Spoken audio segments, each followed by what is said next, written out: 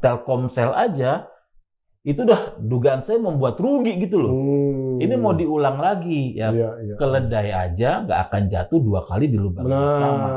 Mantan ketua KPPU dia malah berkata katanya merger Grab intinya dia mau mendorong merger Grab dan GoTo ini katanya strategis, dan ini nih yang bahaya nih dia klaim nih. Katanya arahan Presiden Prabowo. Kalau betul arahan Presiden Prabowo ke mantan ketua KPPU, menurut saya ini agak paradoks dengan ucapan-ucapan Prabowo Subianto sebagai presiden. Kata Bank Dunia, kondisi saat ini Indonesia 2 dari 3 orang miskin. Artinya Supilojo miskin kepada semua pemegang saham pendirinya.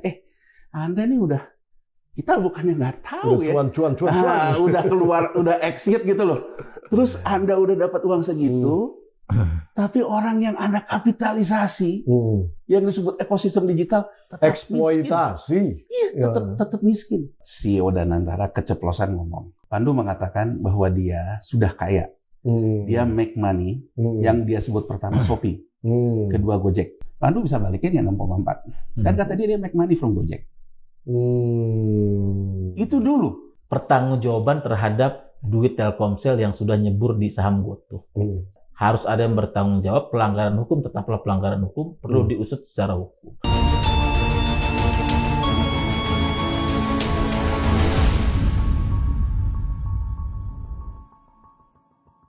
Bismillahirrahmanirrahim. Assalamualaikum warahmatullahi wabarakatuh. Sobat Forum yang luar biasa, kembali bersama saya Pumpi Hidayatullah di acara yang sangat menarik, yaitu PHD Edan, Podcast House Data, Eksplorasi Data Nasional. Kembali lagi kita akan membahas mengenai GoTo, tapi ini khususnya Grab GoTo, rencana merger yang besar ini, dan banyak hal yang bisa kita lihat. Dan kita akan kupas data yang disajikan oleh Bloomberg, di mana datanya mengatakan Indonesia's sovereign fund weighs role in Grab GoTo deal. Artinya Danantara maksudnya itu ya, Indonesia Sovereign Fund entity ini namanya Danantara, di mana Danantara sedang menimbang-nimbang untuk akan masuk ke dealnya Grab GoTo. Di studio sudah ada lagi-lagi nih dua dynamic duo yang luar biasa ini. Ada Bung Yanwar Rizky, selamat datang. Apa kabar, Bung? Baik, ya. Baik, dan ada Bung Agustinus Edi Kristanto yang luar biasa nih. Kalau ngupas urusan GoTo, wah ini jagoan-jagoannya nih. Nah, jadi lucu ya namanya, satu Grab, satu GoTo. Kira-kira kalau mau di Grab yang satunya, tiba-tiba dia langsung pergi kemana gitu kan. Kira-kira gitu kan. Nah, ini lucu aja namanya, tapi bisa-bisa jadi kayak gitu juga gitu kejadiannya. Oke, kita mulai dari Bung Yanwar. Kapitalisasinya saya dengar 7 miliar dolar, benar itu? Kata Bloomberg. Nah, kata Bloomberg. Tapi valuasi apa namanya, apa istilahnya tuh, value bukunya gimana? Kan gini. Silakan dibahas dulu aja. GoTo itu sendiri dia sudah go public. Ya. Jadi patokan harga sahamnya tuh harga di bursa. Kalau berdasarkan harga saat ini sebetulnya kan sekitar 4 miliar US dolaran ya. Value-nya ya. Value-nya ya. Cuman kan sejak beberapa lama sebelum Bloomberg mengatakan Danantara, itu kan memang ada sinyal seolah-olah ada pemegang saham di GoTo itu menginginkan kalaupun terjadi merger, valuasi dia di angka 7. Nah, berarti kan 4 naikin ke 7. Oke. Itu kalau berdasarkan valuasi apa istilahnya basis hitung-hitungan akuntansi, masuk nggak angka 7 itu? Nah, sekarang gini, kita bahas dulu antara dua hal nih.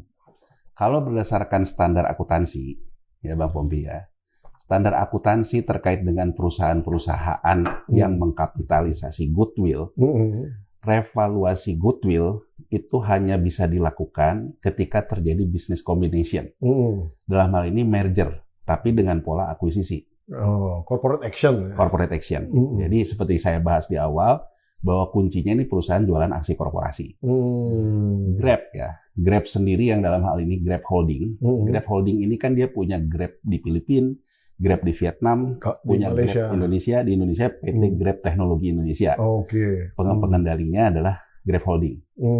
Grab Holding sendiri ketika dia IPO di Nasdaq tahun 2021, pola yang dilakukan sama ketika Go dan Tu. Jadi Grab Holding itu juga melakukan proses merger akuisisi dan sebagainya, terutama terkait dengan nama Uber dan sebagainya lah, karena Uber dia pemegang sahamnya. Jadi saya ingin mengatakan Grab menggunakan International Accounting Standard yang berlaku di Amerika, IFRS namanya, International Financial Standard gitu ya, nomor 3. Ya, jadi di IFRS nomor 3 itu mengatakan ketika ada business combination dalam bentuk merger, ya, maka akan terjadi revaluasi terkait dengan goodwill. Kalau akibat revaluasi goodwill, ya, menimbulkan selisih di sisi kanan itu kan goodwill ada di aset, maka nilainya itu akan masuk ke dalam penilaian ulang nilai saham buku. Ini buku dulu nih, nilai saham buku, tapi ada ketentuan syaratnya di IFRS 3 maupun kalau di kita PSAK nomor 22. Syaratnya ada investor baru yang masuk pada saat merger yang percaya sama harga itu. Dan jadi referensi lah tuh harganya. Referensi. Nah, masalahnya investor yang masuk itu tidak dihitung bahwa dia masuk sebagai pengendali baru misalnya. Pokoknya ada investor yang percaya. Kenapa Bang Pompi? Kalau kita ambil di Indonesia ya, di Indonesia ini kan pakainya PSAK 22, ya. Kalau di PSAK 22, ketika ada revaluasi, ya itu pakainya KJPP, Kantor Jasa Penilaian Perusahaan, yang diakui oleh Menteri Keuangan, ya. Tapi khusus untuk goodwill ini, ya, karena intangible asset kan. Standar akuntansi internasional IFRS 3 yang di kita tuh PSAK 22, syaratnya ada investor baru yang percaya sama angka itu. Makanya kan kalau orang ngomong bahwa bisnis startup ini bisnis melukis langit, harus ada yang percaya dulu langit yang dia lukis itu. Ya. Nah, Grab. Jadi kalau gua jual, aneh beli gitu kan. Jadi ketika dia holding, ketika dia holding, kan metode mergernya itu acquisition method namanya, ya, di akuntansi. Jadi acquisition method itu ketika merger, ya misalnya nanti Grab dan GoTo, dilihat dulu Bang Pompi, Grab sama GoTo, bukunya gedean siapa? Kalau gedean Grab, maka acquisition company, perusahaan akuisisinya Grab duluan. Grab, tapi prosesnya merger. Jadi ini berdasarkan secara akuntansi acquisition method. Jadi yang namanya kasnya GoTo berapa, kasnya Grab Indonesia berapa dijumlahin. Tapi akuisisi perusahaan akuisisinya itu yang lebih gede. Nah, nanti termasuk goodwill. Goodwill-nya yang sekarang tercatat di bukunya GoTo berapa, goodwill yang nanti tercatat di bukunya Grab berapa, dijumlahin. Kalau mereka tidak berniat untuk revaluasi, sebetulnya tidak akan mengakibatkan selisih di sisi kanan. Gitu loh Bang Pompi. Ya, tapi bisa juga malah selisihnya ada di sisi kiri, dilusi saham. Iya, betul. Jadi gini, misalnya ya, buku goodwill-nya ketika digabungin besar. Tapi kas setara kasnya kecil karena bakar duit dan sebagainya, alasan gitu. Berarti sebetulnya ketika akuisisi metode ini dilakukan, bukannya saham di sini harus diselisih positif, tapi malah selisih negatif. Karena sudah ada pengurangan di sini. Nah, karena sebetulnya bisnis-bisnis perusahaan startup ini relatif dengan ceritanya selalu bakar duit, Bang Pompi, relatif dia tuh yang namanya kas setara kas, dan juga di sisi ekuitasnya, yang dari sisi laba ruginya, itu cenderung rugi. Jadi ada defisiensi modal. Jadi sebenarnya perusahaan startup ini, kalau dia melakukan merger combination, kalau dia tidak melakukan revaluasi goodwill, cenderung sebetulnya ketika dia merger itu terjadi penurunan harga book value-nya. Gitu loh. Nah, cuman kan ada sebuah paradigma yang dikatakan bahwa bisnis startup, bisnis teknologi harus dipercayai dengan cara berpikir yang berbeda. Karena future value dan lain-lain. Future value segala macam. Nah, sehingga akhirnya soal future value ini menilailah tentang revaluasi goodwill. Nah, boleh ini direvaluasi? Boleh. Gitu loh. Nah, misalnya saya ambil contoh. Ketika Gojek dan Tokopedia merger, acquisition method, yang lebih gede Gojek, Tokopedia-nya diambil. Akibat merger ini timbullah selisih positif 90 triliunan. 90 triliunan selisih positif di sini. Tapi pada waktu itu Gojek itu punya obligasi konversinya Telkomsel. Gitu loh. Obligasi konversinya Telkomsel. Berarti kan sebetulnya di sisi hutang, kalau obligasi konversi ini tidak dieksekusi oleh Telkomsel pindah ke saham, ya, bahwa 90 ini berpotensi juga ada masalah kan? Nah, ini kemudian yang dieksekusi. Ketika ini dieksekusi, Telkom juga mengeksekusi hak right-nya. Menjadi yang angka ini menjadi naik. Ininya makanya yang seperti saya ceritakan bisa menjadi 275. 270. Nah, itu pada saat itu perusahaan masih tertutup. Merger perusahaan tertutup. Makanya itu proses pre-IPO. Tapi itu menjadi book building di IPO. Sekarang ya, kalau kita lihat ke dalam buku GoTo, kan perubahannya banyak. Ruginya terus mendefisiensi modal. Berarti kan penurunan di setara kas juga ada. Ya, belum dari sisi Grab. Walaupun Grab katanya lebih punya struktur laba yang lebih baik ya dari GoTo. Nah, artinya kita nggak tahu nih mana yang lebih gede.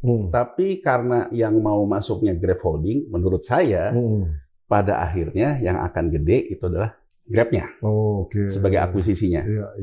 Nah, di sini kan, kalau sekarang pendekatannya hanya semata-mata merger, Bang Pompi, kita ingat ya, ketika TikTok mau masuk ke Tokopedia,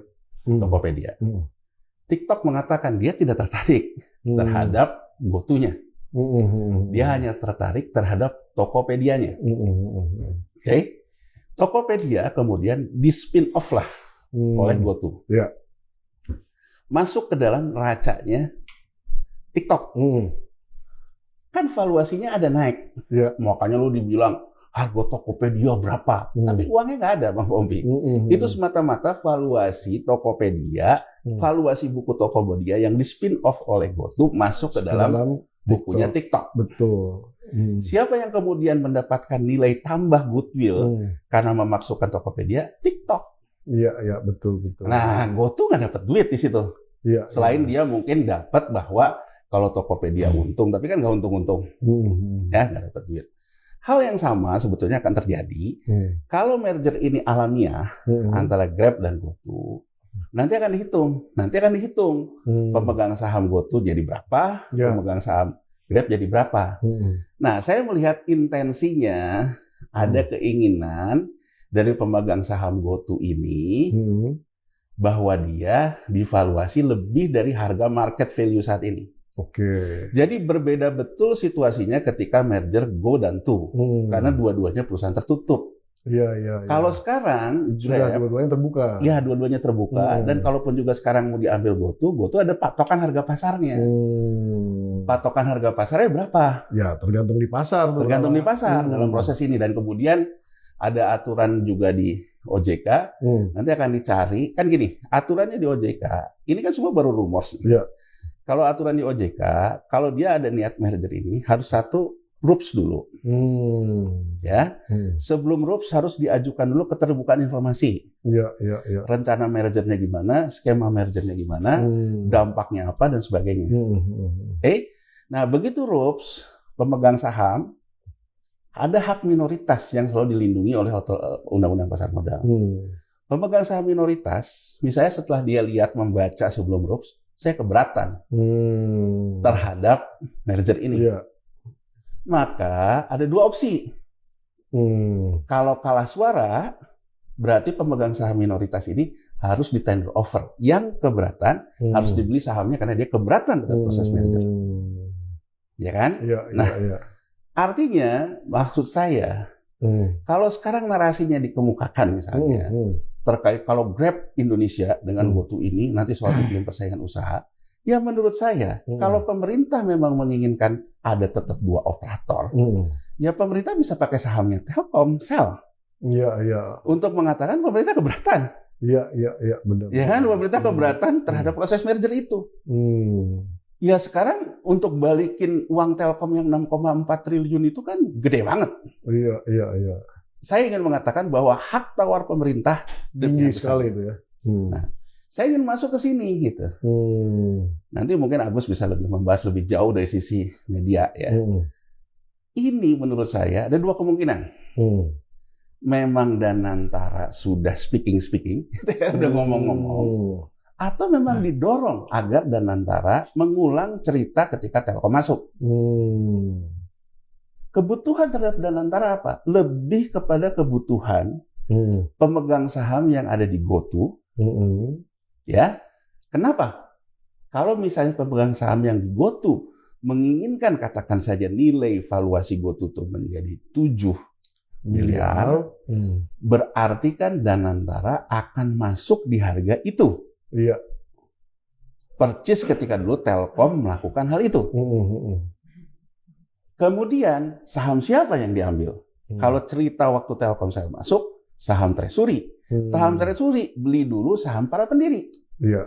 Berarti saya nggak tegas saja mengatakan jurisprudensi ketika waktu di Telkom, ini exit strateginya para pendiri. Nah, ini akan terjadi hal yang menarik sebetulnya dari sisi akuntansi. Karena kalau berdasarkan standar akuntansi, mau perusahaan itu terbuka, mau perusahaan itu tertutup, pakainya PSAK 22.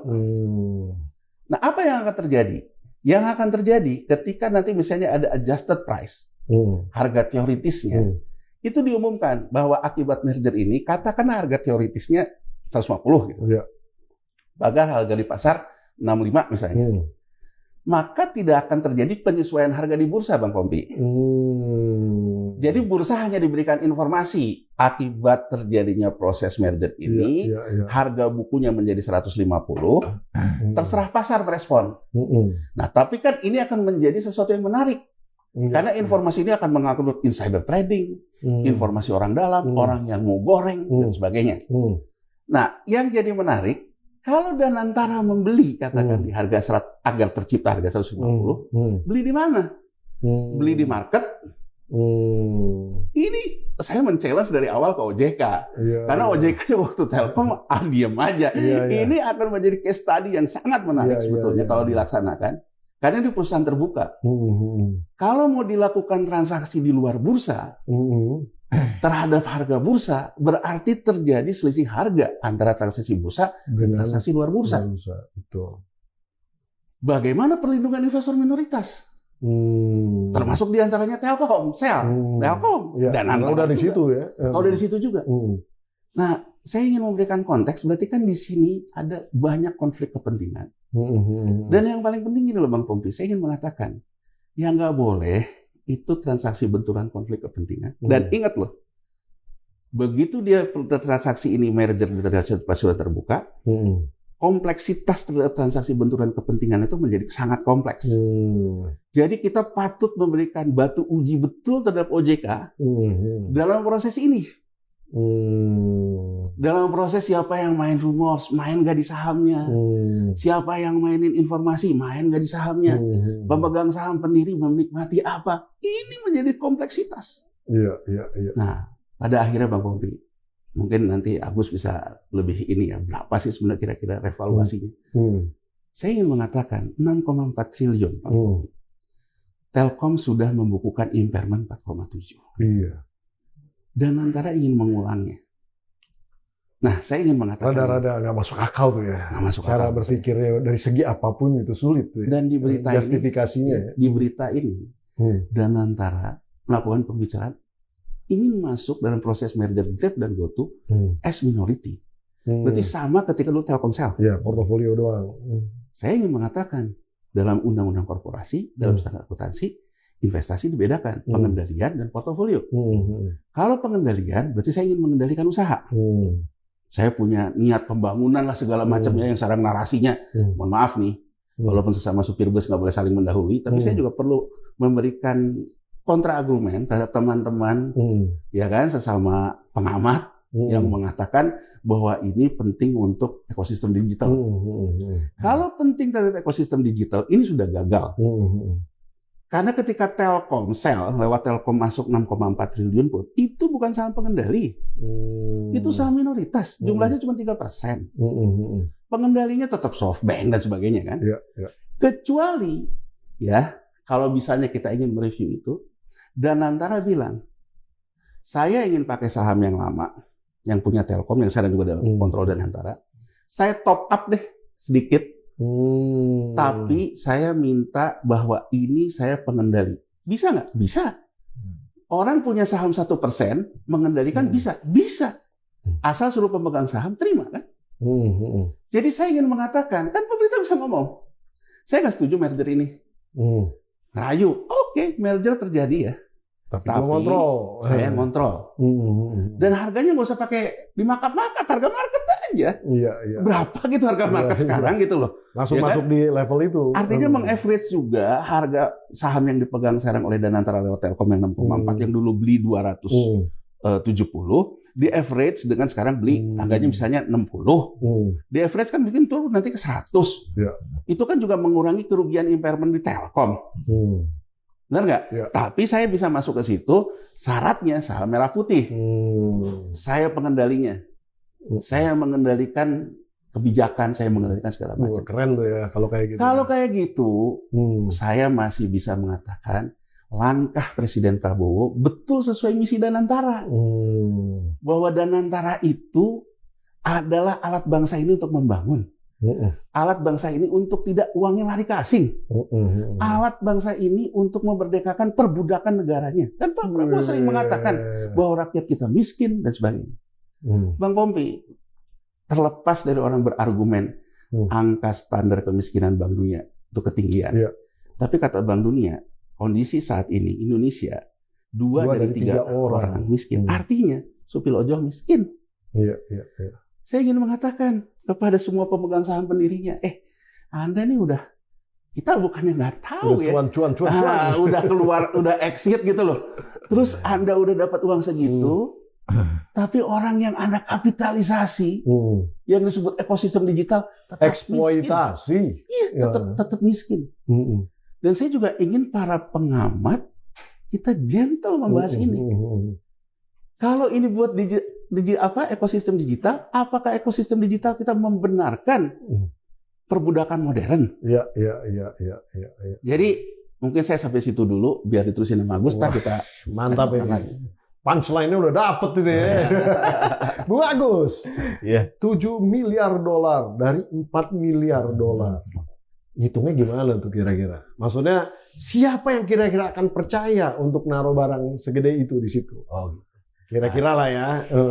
Sebelum kita masuk ke hitungan itu ya, nah, poin pertama ini saya mau pertegas dulu nih. Kenapa urusan GoTo dan Grab ini adalah menjadi urusan negara ya. Ini mengapa ini jadi kepentingan publik dan bukan sebagai urusan bisnis swasta biasa.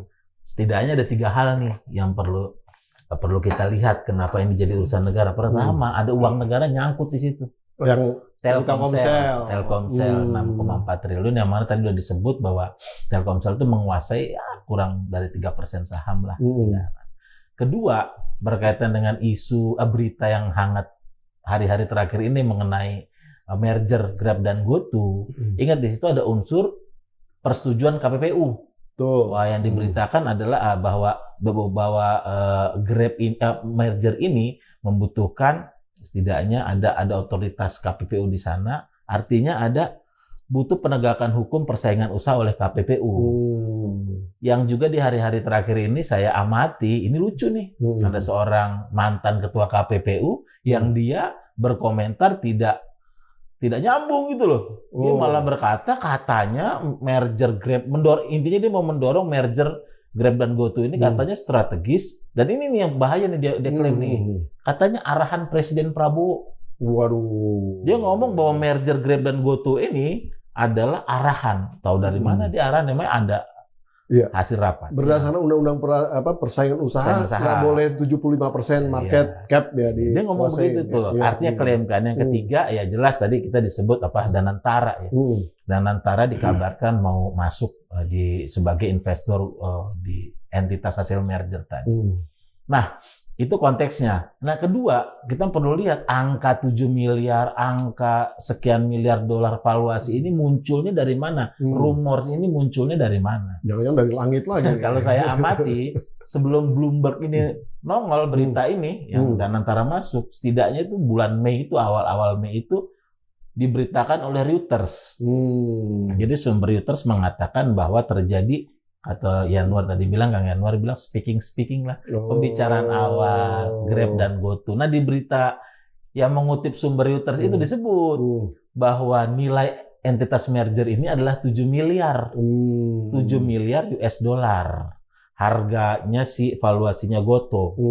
Di luar GoTo Finansial menurut berita Reuters. Nah, kemudian sekarang Juni ini muncul nih beritanya di Bloomberg. Ya kan? Dulu waktu Reuters nulis itu, Bloomberg kalau nggak salah mengutip Reuters. Sekarang Bloomberg mengeluarkan rumor lagi nih, bahwa katanya Danantara menimbang-nimbang untuk masuk di entitas hasil merger tadi. Yang beritanya kemana-mana, akhirnya disambungkan bahwa Danantara akan masuk dengan valuasi GoTo itu nilainya 7 miliar. Betul. Di Indonesia kan munculnya begitu, media-media Indonesia kan mengutip bahwa pakar membahas bahwa wah, apakah nilainya seperti itu, ya kan? Nah, karena ini sebetulnya saya berpikir sederhana aja.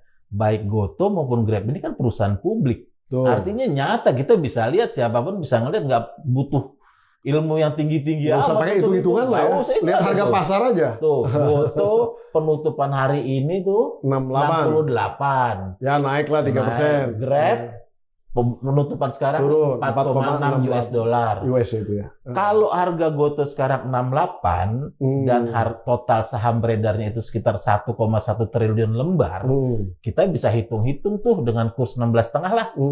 Bahwa kira-kira valuasinya itu 77 T. Ya kan, alias ya 4, sekian miliar ya. Iya. Kalau Grab 4,68 USD ya kan penutupannya, saham beredarnya itu 3,78 miliar di Nasdaq. Kita bisa hitung-hitung berarti valuasinya dia sekitar 17 miliar lah USD ya kan. Lebih gede Grab berarti ya. Lebih Grab. Artinya adalah dari mana ada selisih dong antara harga kapitalisasi yang di market sekarang dengan yang diberitakan oleh media-media asing ini ya. 7 miliar ada selisih sekitar berapa tuh? 2,2 miliar USD lah. 3 lah buletin. Iya, kita bisa bilang lo harganya lo markup lo gede banget, hampir banget ya kan. Lo ada markup nih, valuasinya valuasi premium di GoTo sendiri ya kan gitu.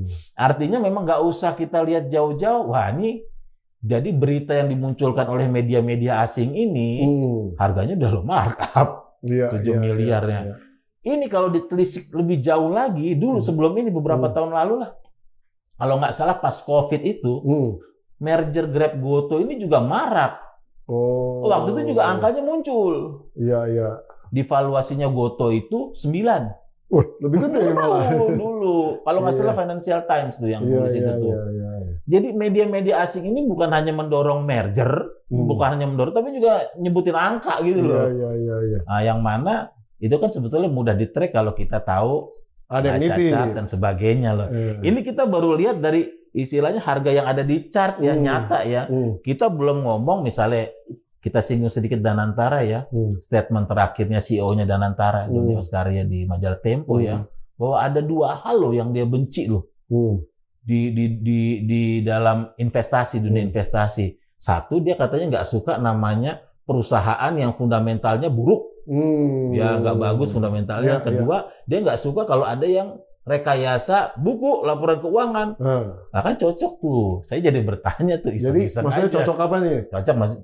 Cocok artinya Danantara seharusnya tidak masuk. Tidak menyukai ini. Iya, seharusnya. Ini barang, ini sahamnya bukan saham value nih kasarnya gitu lah ya. Kita bisa lihat sendirilah. Nanti alih-alih keuangan bisa ngitung sendiri PB-nya berapa, PE-nya berapa dan sebagainya lah. Perusahaan nggak profit lagi dan sebagainya.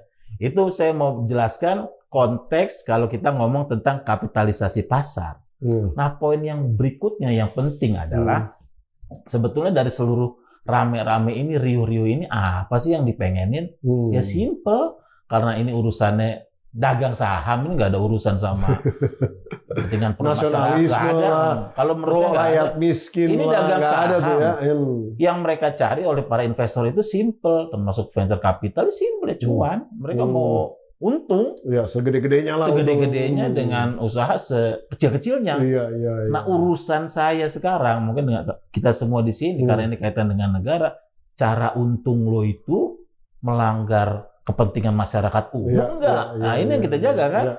Gimana lo cara ngambil untung lo dan itu merugikan kepentingan masyarakat enggak? Karena apa?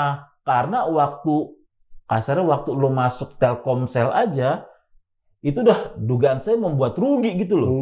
Ini mau diulang lagi ya. Keledai aja nggak akan jatuh 2 kali di lubang yang sama. Ini polanya mirip. Saya mau ngomong itu tadinya sebenarnya kesimpulannya, tapi udah disebutin dulu. Nah, ini mirip. Contoh, ketika Telkomsel menyuntik duit 6,4 triliun ke Goto tahun 2020 dan 2021, itu kan prosesnya juga mirip-mirip ini nih. Ada isu merger waktu itu antara Gojek dan Tokopedia. Pendeknya begini, waktu soal Telkomsel masuk ke Goto nih. Disebutkan itu pertama ada penawaran dari pihak Gojek kepada pihak Telkomsel untuk berinvestasi. Yang mana kemudian ditanggapi oleh pihak Telkomsel dengan letter of intent.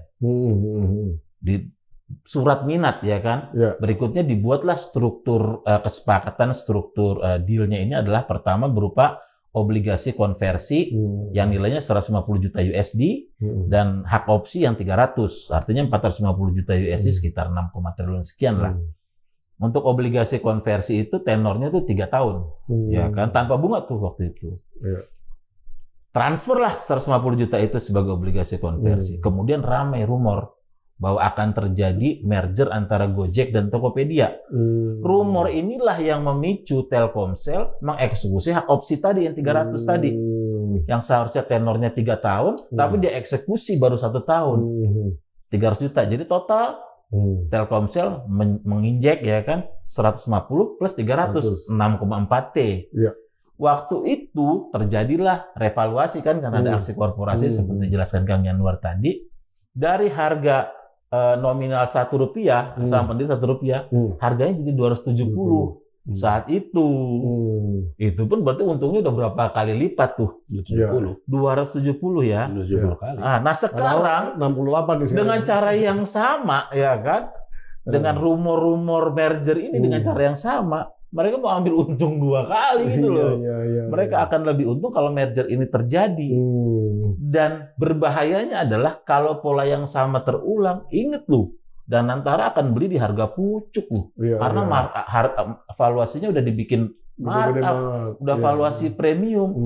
Hitungan bodoh lah kita pikir aja.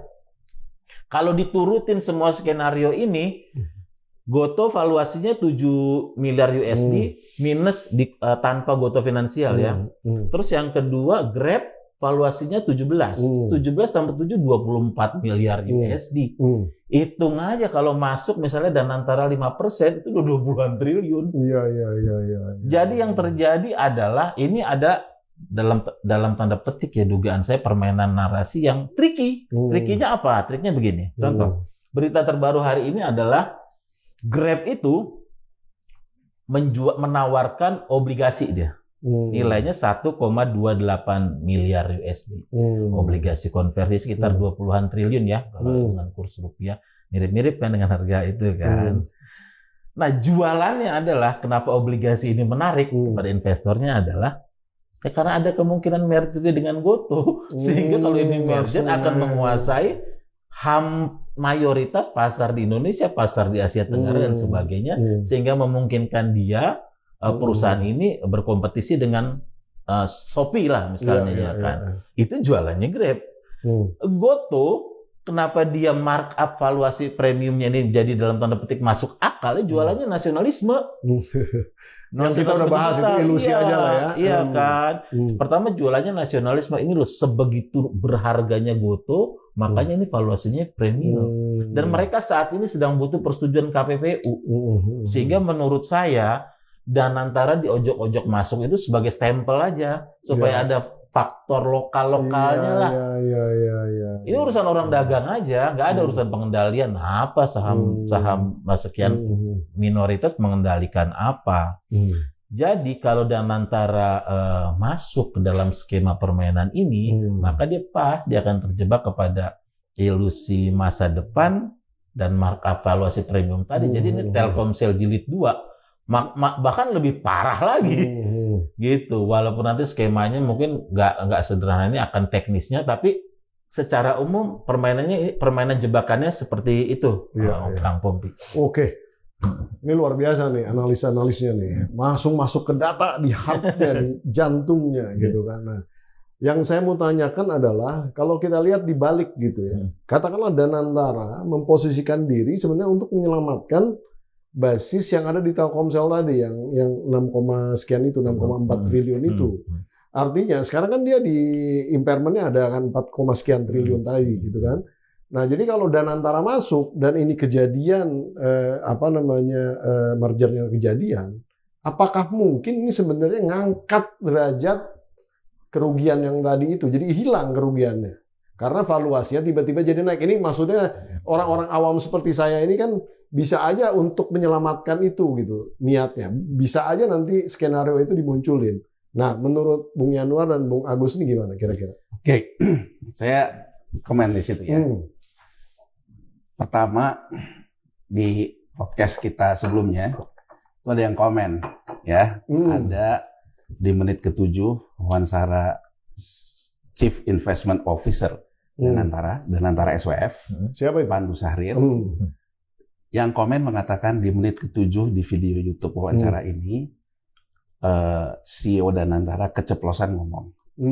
Saya putar di menit ke-7 itu apa? Pandu mengatakan bahwa dia sudah kaya. Dia make money, yang dia sebut pertama Shopee, kedua Gojek. Ya, saya ingin jelas dulu di sini, ya kan? Karena gini loh, menurut saya orang yang kaya di Gojek nggak ada dividen. Orang yang kaya di Gojek adalah orang yang melepaskan harga saham pendiri di harga yang sudah di up tadi. Entah itu ikut exit strategi ketika dibeli oleh Telkom yang untungnya sampai 270 atau di IPO atau di market, karena di market pun kalau jual hari ini sih udah untung 68 kali Bang Pompi. Kalau saya sahamnya pendiri, tapi kalau Bang Pompi belinya saham di IPO 338 ya masih nangis. Tapi kan kalau buat pendiri mau jatuh sampai gocap pun dia masih 50 kali. Iya kan? Benar. Nah, kemudian yang menjadi pertanyaan menarik kan sebetulnya Pandu lebih terkenal dengan Bukalapaknya. Kenapa dia nggak ngomong make money from Bukalapak? Kenapa from Gojek? Berarti di Gojek ini banyak sekali pemainnya. Nah, kalau kita lihat bahkan komisaris independen Telkom yang juga lawyernya merger GoTo yang menurut saya terkena dengan pasal-pasal konflik benturan kepentingan, malah sekarang juga kan jadi managing director di yang Danantara Investasi. Siapa itu? Bono Aji kan? Iya. Jadi maksud saya, ya kan? Berarti orang yang sama. Orang yang sama. Sekarang pertanyaan saya. Sekarang kalau misalnya Danantara, kan gini loh Bang Pompi, saya ingin jelaskan dulu skemanya. Danantara mengelola uang dividen dari BUMN yang besarnya adalah 84 triliun. Uang ini kan keluar dari APBN. Tuh. Ya kan? 84 triliun ini dikuasai oleh Danantara, dimasukkanlah ke Danantara SWF. Jadi Doni Oskaria yang Danantara Holding menghasilkan dividen 84T. Uang 84T ini diserahkanlah ke Danantara SWF. Investasi, ya. Tapi dari 84T ini kan ada Garuda, minta pesawat. Ada PMN. Negara juga udah nggak nanggung PMN loh. Betul. Berarti uang PMN pun dari 84 ini. Termasuk PSO. Dan saya ingin kita juga bicara terang aja. Kalau kita lihat PLN, lihat Pertamina, yang juga memberikan dividen besar, tagihan piutang ke pemerintah juga masih tinggi. Betul. Tagihan piutang sesama BUMN-nya pun masih tinggi. Dividennya dividen buku. Kalau kita lihat antara cash operation dengan kenaikan laba, itu nggak imbang. Kurang lebih saya ingin mengatakan, jangan-jangan buat dividen juga ambil hutang bank kan. Hutang bank siapa? Ke Bank Himbara. Jadi kita kan sebetulnya belum pernah menghitung 84T itu real cash-nya berapa. Iya. Karena itu ada menyangkut hutang ke Bank Himbara dan sebagainya. Yang kanan kiri oke. Iya. Uang yang udah sesempit gini perlu penyehatan BUMN, apalagi Presiden Prabowo menginginkan kedaulatan pangan, mendahulukan segala macam dari uang 84 ini. Kok kayaknya kita enteng banget ya. Ngomongin mau menempatkan di 20 triliun tadi ya. Ya, berapa gitu ya? Kira-kira kan 20 triliun. Danantara. Pertanyaan saya gini. Kalau misalnya Danantara mau meng-average kerugian impairment Telkom itu menjadi rendah, agar Telkom laba bukunya bisa naik, kan bisa gini Bang Pompi. Ini saya kasih apa pandangan saya.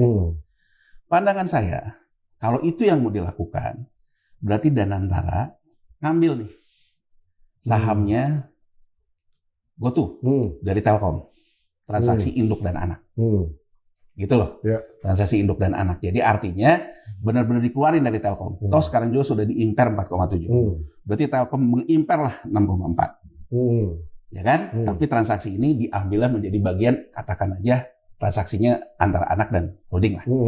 6,4 ini dimasukin lah ke tempatnya Pandu yang SWF. Pertanyaan saya, Pandu bisa balikin ya 6,4. Kan kata dia make money from Gojek.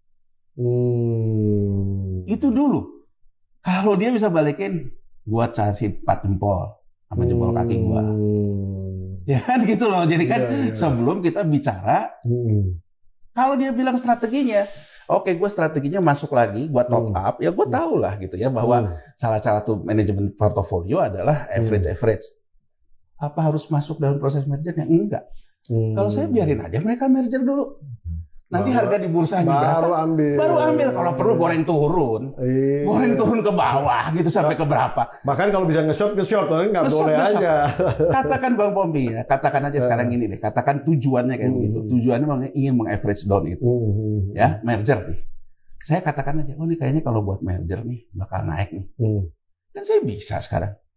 Nyuruh sekuritas BUMN, ambil deh. Karena mungkin nanti harganya naik. Di harga sekarang. Iya. Langsung main gitu ya. Untuk apa kita masuk ke dalam situ? Kan tujuan SWF di mana-mana mencari keuntungan portofolio. Iya dong, di mana-mana. Bukan urgen di mana-mana begitu. Jadi kenapa juga harus masuk ke situ? Gitu. Iya. Saya ingin membangun nalar aja. Nalar cara kita berpikir. Benar. Ini yang paling benar. Nalar cara kita berpikir gitu. Saya juga ingin masuk ke dunia investasi. Oke. Kalau misalnya manajer portofolio kan begitu. Iya. Ngapain juga? Kalau perlu saya nggak bilang-bilang, udah saya average down, saya ambilin. Pada akhirnya, artinya kalau saya nambah kepemilikan, dulu ada yang dibeli 265, nanti ada yang dibeli di 50, kan bisa turun ke 150. Berarti kan impairment-nya berkurang. Ya Bang Pompi ya, berarti itu bisa saya tangkap bagian dari cara mengurangi kerugian. Tapi kalau misalnya caranya kemudian masuk dalam proses mergernya, ya kan, menerima valuasi itu, ya bunuh diri lah itu mah. Ya, pertanyaan saya gini loh Bang Pompi. Pertanyaan saya kan simpel ya. Bahkan kalau menurut saya, kan ini dua nih, yang Grab Holdingnya di Nasdaq, GoTo-nya di sini. Kenapa coba nggak main? Sekarang di Nasdaq lagi turun. Si Grab Holding. Nah, itu dulu tandanya turun 6,9%. Di Grab Holdingnya. Ambil di sini. Nanti kan bisa saya kombinasikan jadi average down-nya berapa. Iya. Benar. Ya kan? Kalau memang tujuannya kayak gitu. Jadi saya ingin memberikan challenge. Kan katanya make money from Gojek. Saya percaya. Sekarang saya ingin membuktikan Anda sekarang jadi CEO-nya Danantara SWF. How you can make money? For the nation. For the nation. Dari saham GoTo yang sudah rugi di impairment oleh 4,7 oleh Telkom. How you make money? Iya. Karena Anda mengatakan Anda make money from Gojek. Oke. Jadi maksud saya ingin balikin aja. Gitu loh, balikin aja. Karena kalau kita ngomong, periksa dong nih konflik kepentingan, capek kita. Jadi sekarang kita balikin aja, nantangin aja. Iya. Nah, kalau caranya kayak gitu, selalu kan yang dibawa tuh soal menjaga ekosistem digital. Begitu terus.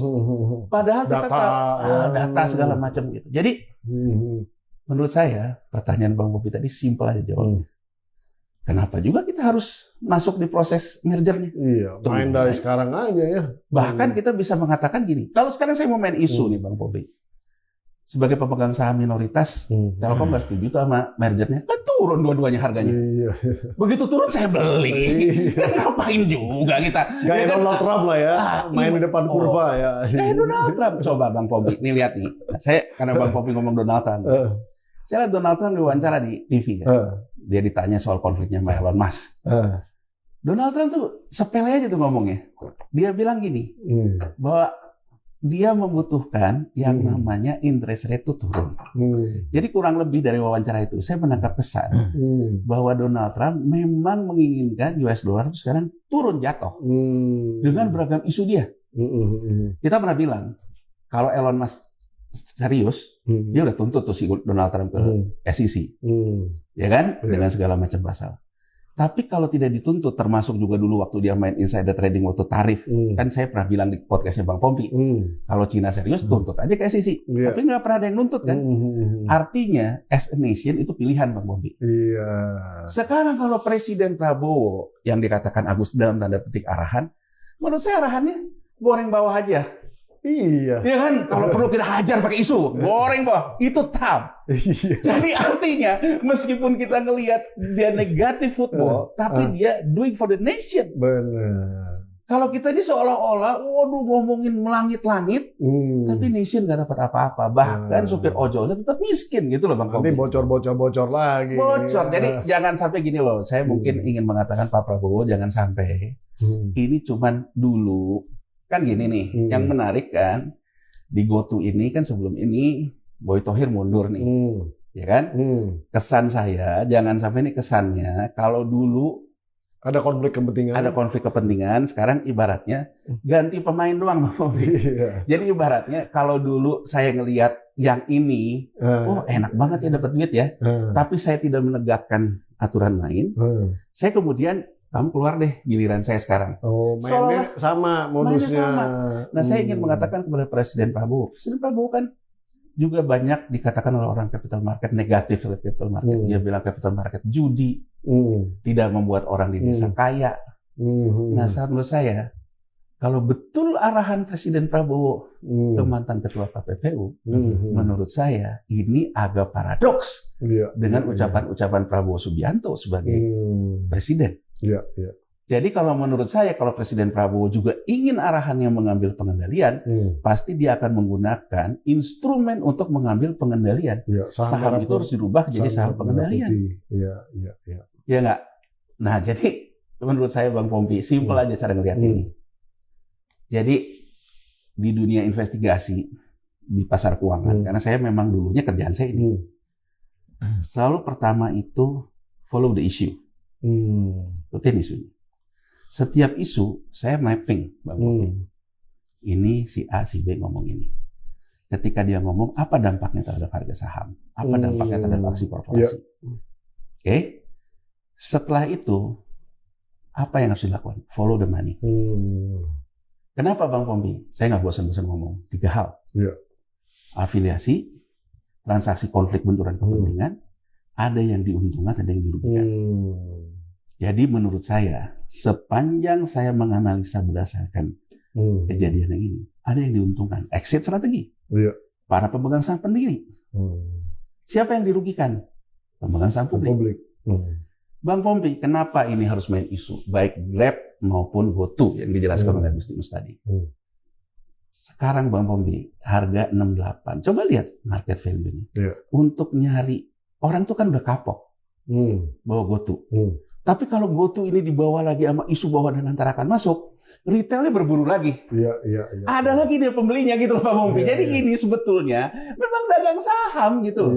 Dengan berbagai macam istilah. Sekarang kan mau jual 68. Kalau jualnya banyak, harga turun iya, bayar belum tentu dapat. Tapi kalau nanti muncul isu, wah bener nih Danantara mau masuk, wah nanti mulai orang berburu lagi kan. Jadi maksud saya, inti dari semua ini jualan saham. Siap, mantap. Bung Agustinus, kalau dulu ada konflik kepentingan dalam konteks dua bersaudara itu, dua saudara Thohir lah, tepatnya ada di situ, ya kan?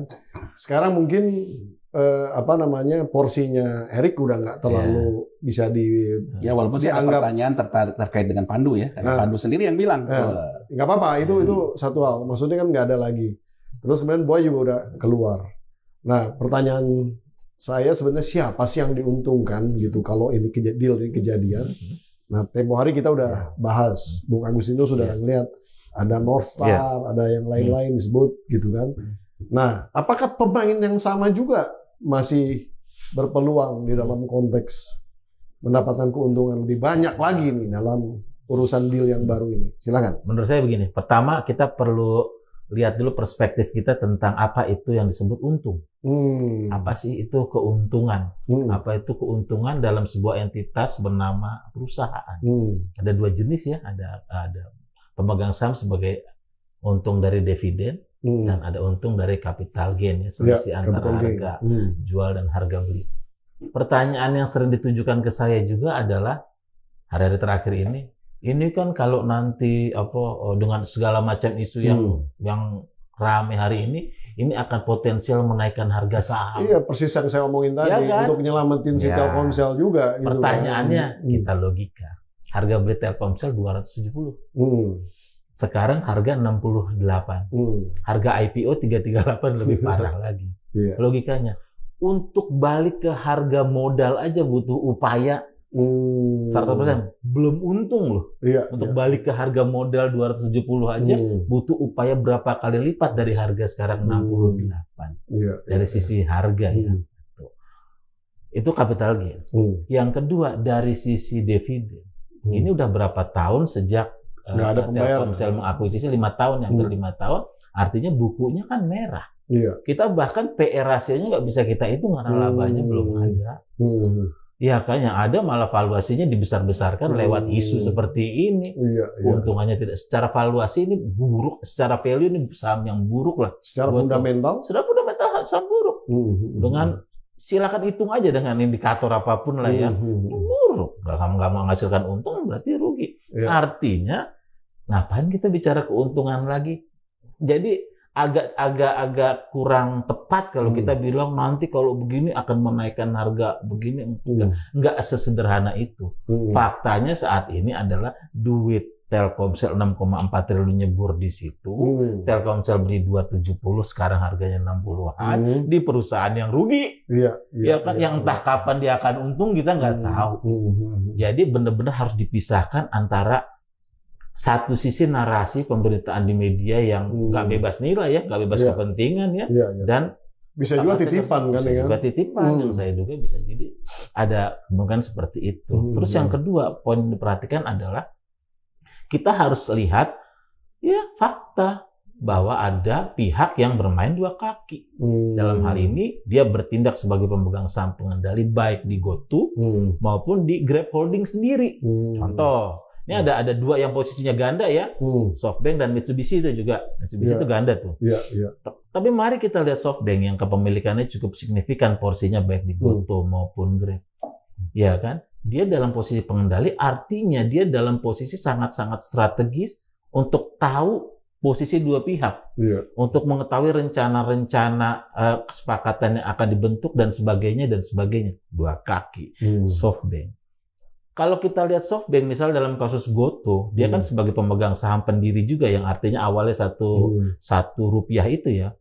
Yang ketika Telkomsel masuk 6,4 triliun tadi dan harga valuasinya jadi 270 rupiah, artinya si SoftBank sebagai saham pendiri artinya dia udah untung juga ya. Betul. Terbukti di laporan keuangan GoTo sendiri tercatat tuh. Terdapat setidaknya 1,7 triliun saham yang di buyback. Ada daftarnya. SoftBank juga masuk, SoftBank, North Star dan sebagainya. Artinya dia sudah merealisasikan keuntungannya. Nah, inilah bedanya dengan Telkomsel. Telkomsel itu karena dia laporan keuangan terkonsolidasi dengan Telkom, ini masalah metode pencatatan akuntansi aja. Yang di laporan keuangan Telkom disebutnya adalah mark to market. Realisasinya adalah ya dia rugi, mau dipakai gimana juga beli 270 sekarang 60 ya rugi. Ya kan? Nanti kerugiannya itu ada konsekuensinya itu kerugian negara nanti. Itu satu soal ya.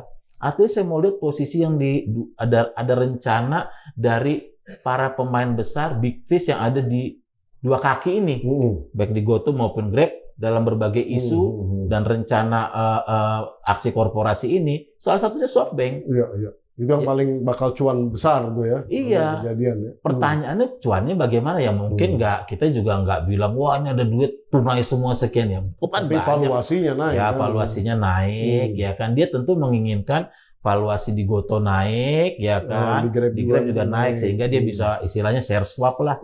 Menukar sahamnya kan. Misalnya sahamnya yang di GoTo dihargai 25%, saham di Grab sehingga nanti kan saham dia di GoTo bisa ditukar jadi kepemilikan di Grab karena Grab kan lebih mendunia, lebih liquid lah ketimbang GoTo. Kan rencana besarnya seperti itu. Rencana besarnya menurut saya, analisa saya seperti itu dari berbagai isu yang beredar.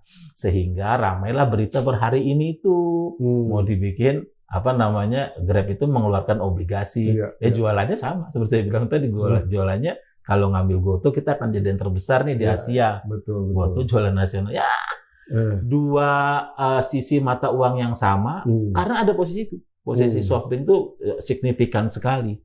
Dan sebetulnya kalau saya lihat pemberitaannya, isu ya sejak COVID terutama, dia sebetulnya sangat menginginkan merger ini karena udah pusing juga. Bisnisnya terus menurun dan sebagainya. Tantangan bisnis semakin berat. Jadi sangat masuk akal SoftBank itu mengambil dan satu lagi juga ingat, saya pernah sampaikan juga di DPR bahwa rata-rata umur investor di startup itu adalah 10 tahun.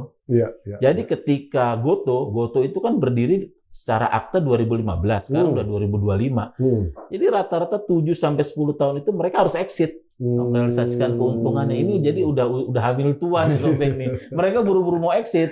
Ini strategi exit juga bisa. Exit. Udah hamil exit tua. Exit tapi cuan lah gitu. Exit cuan. Caranya gimana ya? Lewat ditukar aja dengan saham Grab yang lebih liquid. Gitu. Masuk akal sekali. Itu masuk akal sekali. Nah, sekarang pertanyaan untuk kedua-duanya nih. Katakanlah Danantara masuk. Nah, terus kemudian terjadi nih merger dan kemudian kira-kira modal-model corporate action kayak begini nih bakal ada sustainability-nya nggak sih? Tapi kan kalau kita lihat ya istilahnya GoTo merger aja ternyata sahamnya juga nggak bisa bertahan lama di market gitu kan. Grab bagaimana? Hampir sama juga ceritanya saya rasa ya.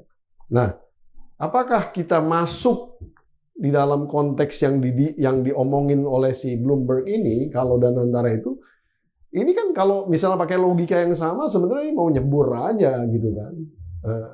Itu nggak masuk akal buat saya gitu. Gimana menurut pendapat kedua orang ini yang luar biasa ini? Silakan. Baik, ini Bang Bobi ya. Ini sekarang drive by rumors. Ya, nanti mungkin akan bergeser drive by news. Kenapa saya katakan rumors? Ini nggak ada narsumnya. Jadi boleh dibilang sebetulnya saya dulu waktu masih. Tapi pemberitaan kayak gini boleh ya? Enggak, kalau saya dulu pernah Bang Bobi. Dia kan ada yang nulis nih kan? Tuh, ini sebetulnya pertanyaannya harusnya kalau ada narasumbernya. Enggak, OJK tuh harusnya meriksa nih. Jadi saya punya pengalaman nih Bang Bobi. Saya punya pengalaman dulu ketika saya masih di Beijing ngurusin kayak gini.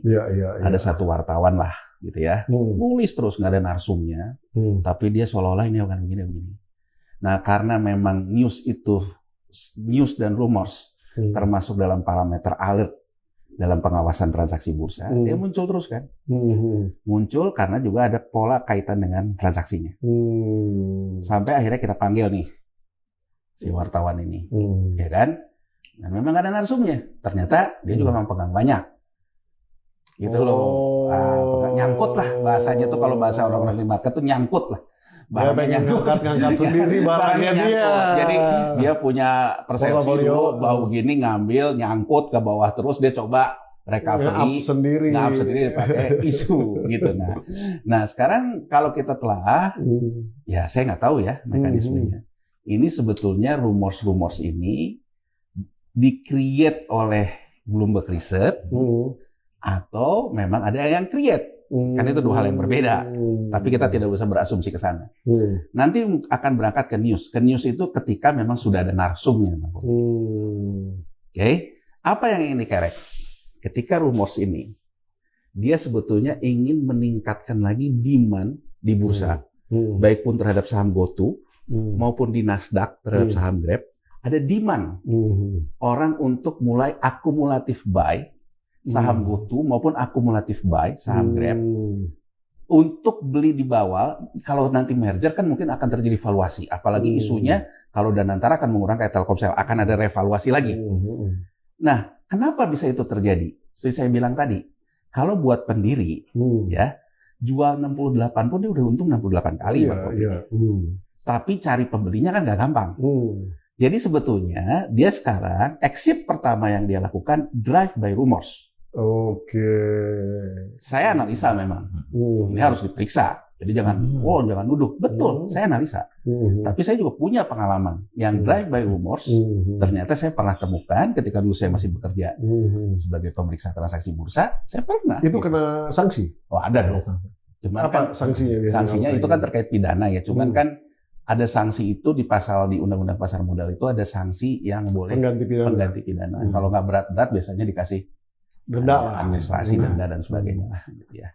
Nah, ini Bang Pombi, saya ingin mengatakan bahwa drive by rumors, ada orang yang kemudian menciptakan keuntungan dari rumors, itu bukan hal baru di bursa. Satu, ya. Kedua, ketika nanti drive by news, misalnya saja mulai mengatakan bahwa udah ada narasumbernya.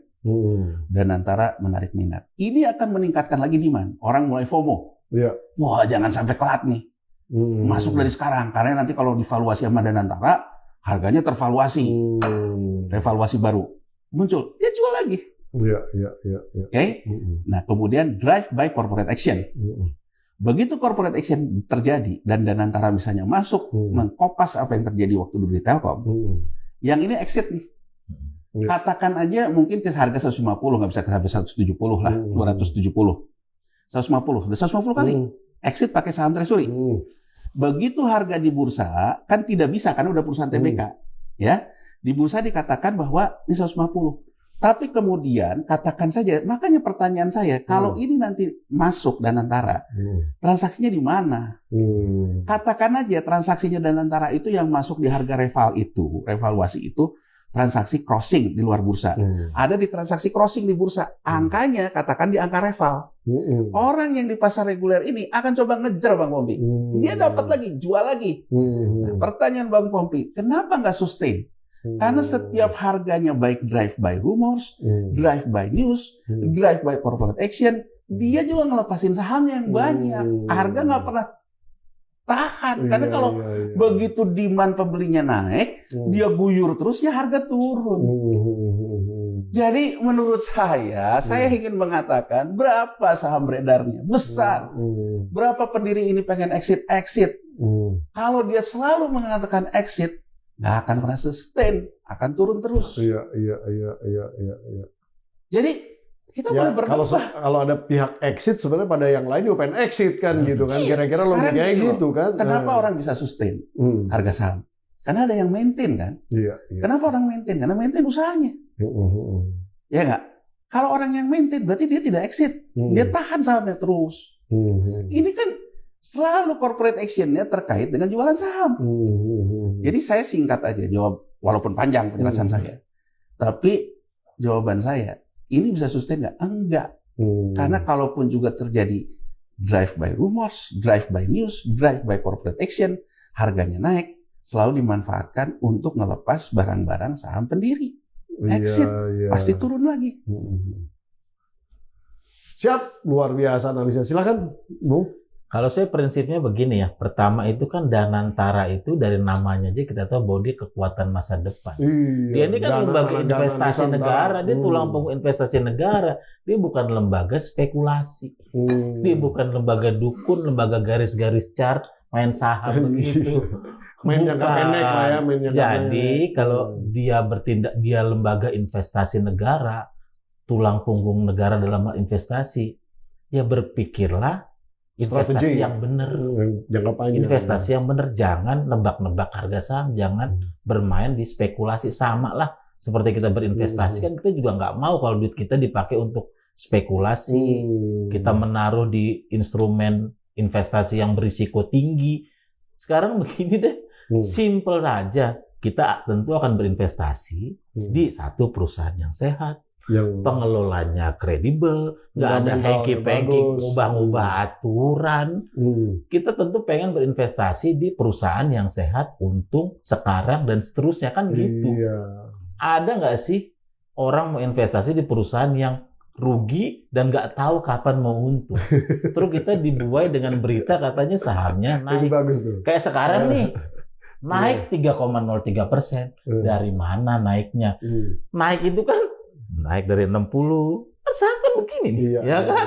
Ada pull naik terus pullback, naik pullback, ya kan? Naik turun saham itu dinamis, ya kan? Itu hal yang biasa. Tapi untuk Danantara harus lebih berhati-hati karena dia tulang punggung kita.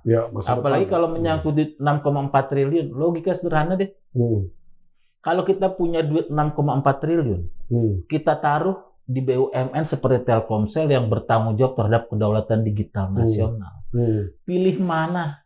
Kita beliin saham perusahaan yang seperti ini, yang akhirnya kita rugi, ya kan? Atau kita pakai duitnya untuk beasiswa digital ke sektor-sektor digital yang menyangkut masyarakat.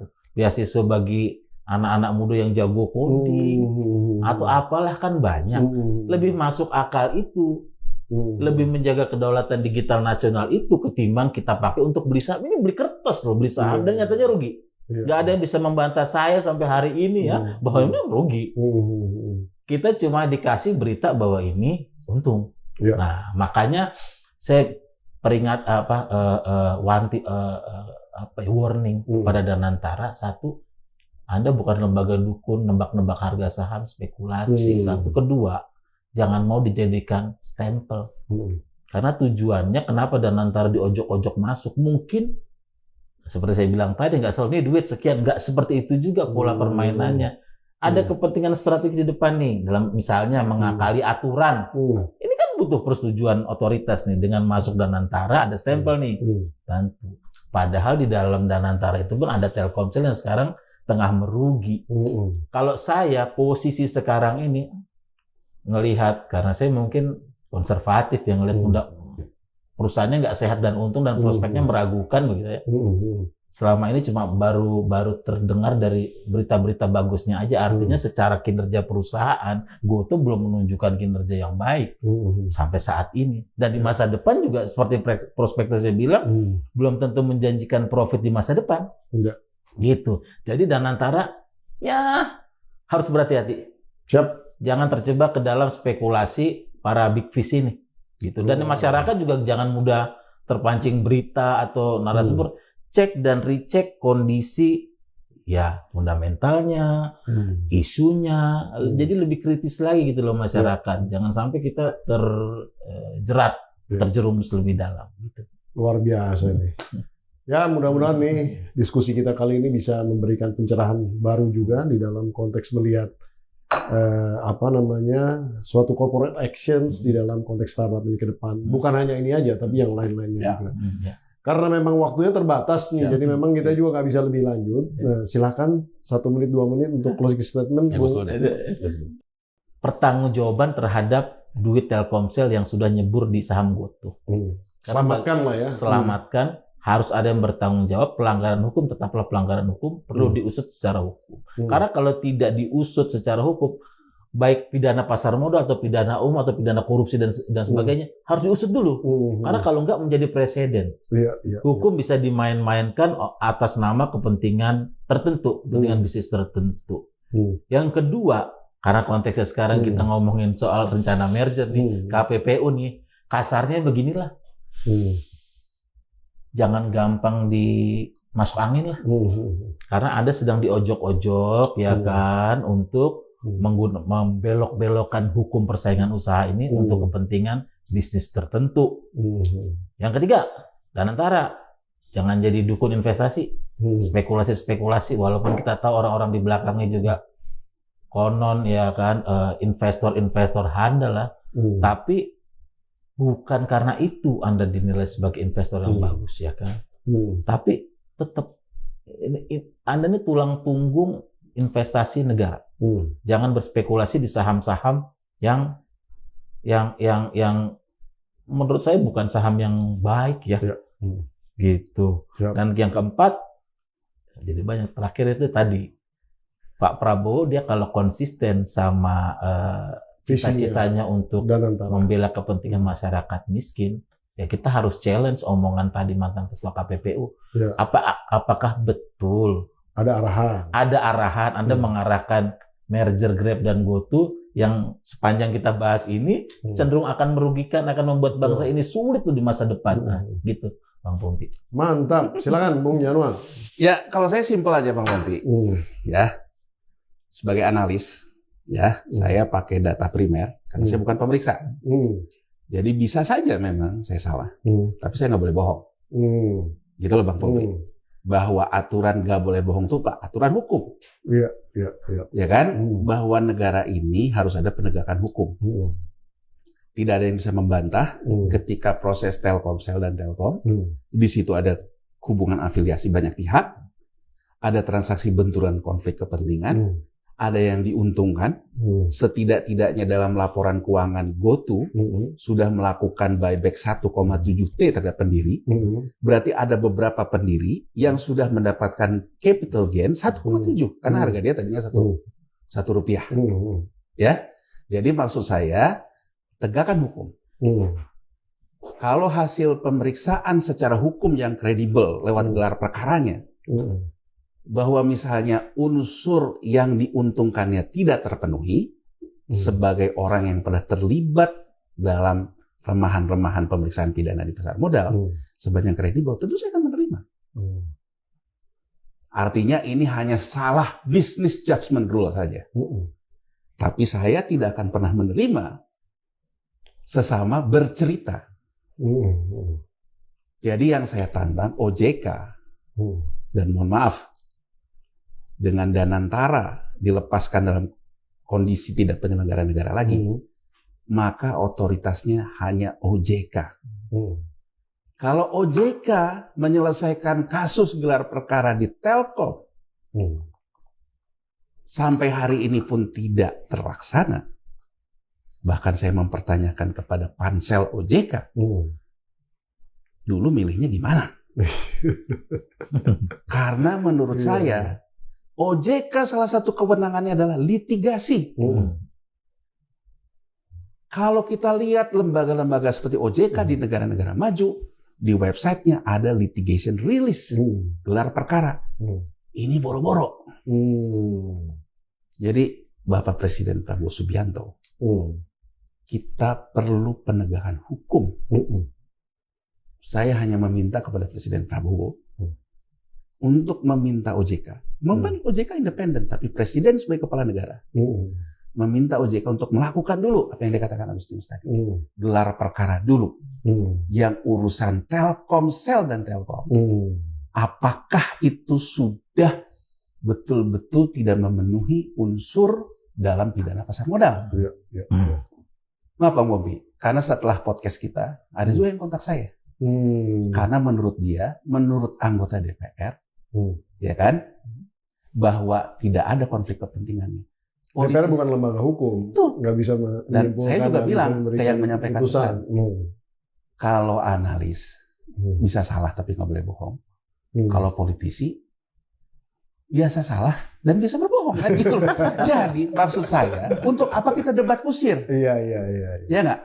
Kita nilai saja litigation release dari OJK. Itu yang saya tunggu. Iya. Tanpa ini, jangan melangkah dulu ke hal-hal yang sifatnya spekulatif. Dan antara menurut saya, stop. Selesaikan dulu ini. Tidak ada langkah corporate action yang dibantu oleh Danantara.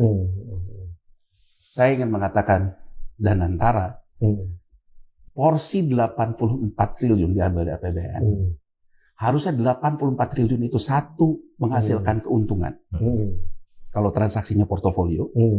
Kedua, kalau transaksinya investasi, memberikan stimulus fiskal lewat Danantara. Karena agent of development. Pertanyaan saya, dari transaksi ini, kalaupun masuk apa stimulus fiskalnya? Apa keuntungan portofolionya? Dan saya ingin mengatakan, dalam proses dari mulai Telkom, masuk dari Telkomsel impairment sampai hari ini sudah 4,7 triliun. Artinya dalam 3 tahun terakhir ini ada potensi 4,7 triliun tambahan dividen yang tidak bisa masuk karena sudah dimasukkan rugi. Iya. Kalau orang mengatakan ntar balik lagi, kapan balik laginya? Gitu loh. Jadi itu aja Bang Pompi.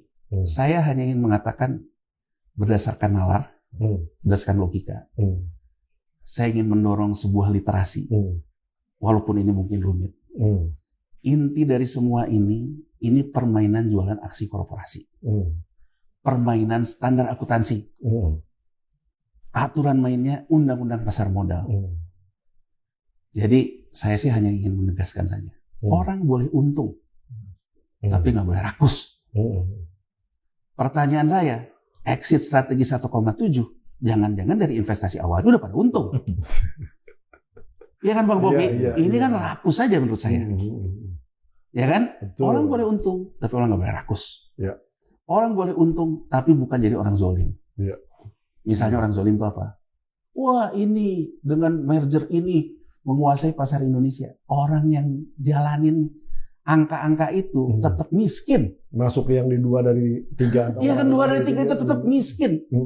Jadi jangan sampai ini, mohon maaf Pak Prabowo, menjual kemiskinan, yang menjual kemiskinannya kaya raya, yang miskinnya tetap miskin. Jadi saya ingin mengatakan kepada Presiden Prabowo Subianto, ini saatnya Bapak menunjukkan Danantara itu adalah agent of development. Bukan dipakai main-main untuk yang kayak gitu. Itu aja. Simpelnya Bang Yanuar nih ternyata nggak simpel juga. Terima kasih banyak dua-duanya, nih luar biasa. Nah, Sobat Forum, itu tadi Bung Yanuar Rizky dan Bung Agustinus Edi Kristanto yang luar biasa nih udah menguliti basis rencana Danantara yang ingin masuk ke dalam konstelasi mergernya Grab and GoTo ya. Dan menurut saya ya bagus sekali paparannya dan memang harus kita simak di dalam konteks nalar yang benar-benar baik gitu. Karena kalau misalnya memang kita terpancing di dalam isu ataupun rumors ataupun news yang tidak berbasis, ya pada dasarnya itu hanya untuk menggoreng, menaikkan nilai, yang pada akhirnya juga yang dirugikan adalah kita-kita sendiri. Nah, jadi lebih cerdas di dalam konteks melihat berbagai macam permasalahan ini. Pada dasarnya kita tidak ingin Danantara masuk ke dalam suatu persoalan yang menjadi black hole, mendot segala banyak potensi ataupun resources yang kemudian tidak ada ujungnya ke dalam suatu kerugian yang tidak bisa kembali lagi.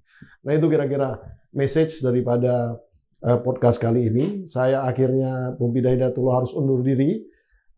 Nonton terus podcast Haus Data PHD Edan ini, eksplorasi data nasional. Jangan kemana-mana, kita tambah lagi subscribernya, kasih komen. Semakin banyak komen, semakin seru. Nah, nanti kita akan coba akomodasi apa-apa yang ditanyakan. Wabillahi taufiq wal hidayah. Wassalamualaikum warahmatullahi wabarakatuh. Sampai nanti. Luar biasa. Siap, Waduh.